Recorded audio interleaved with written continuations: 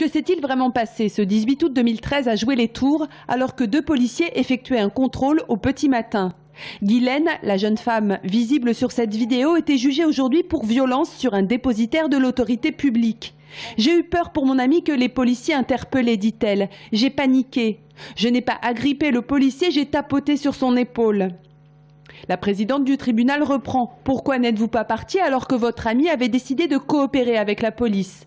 Pas de réponse. Il y a une perte de contrôle de ma cliente, ça très clairement, qu'elle ne nie pas, mais il y a une perte de contrôle du policier. Ça, effectivement, c'est inadmissible. Il va franchir la ligne rouge et se rendre effectivement coupable de violences volontaires aggravées, alors même qu'au début de son intervention, effectivement, on pouvait considérer qu'on était dans le cadre de la légitime défense. À la fin de son intervention, nous n'y sommes plus du tout.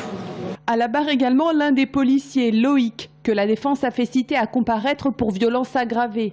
Le gardien de la paix de 38 ans avait été entendu par la police des polices qui ne l'avait pas inquiété.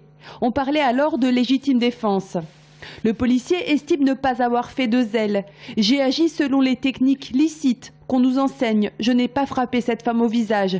J'ai effectué des balayages avec mon bâton de défense pour la repousser.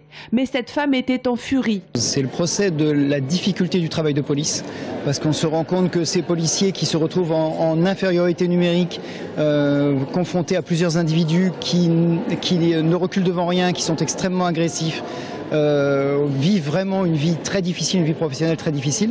Et c'est aussi le procès de la société, du respect que l'on doit à notre police et du positionnement des citoyens par rapport à l'autorité publique. À la barre également le chauffeur de la voiture qui comparaissait pour conduite sans permis et en état d'ivresse. Devant la présidente de la Cour, l'homme s'incline. Si j'avais bien agi, si je m'étais soumis à ce contrôle de police, rien ne serait arrivé.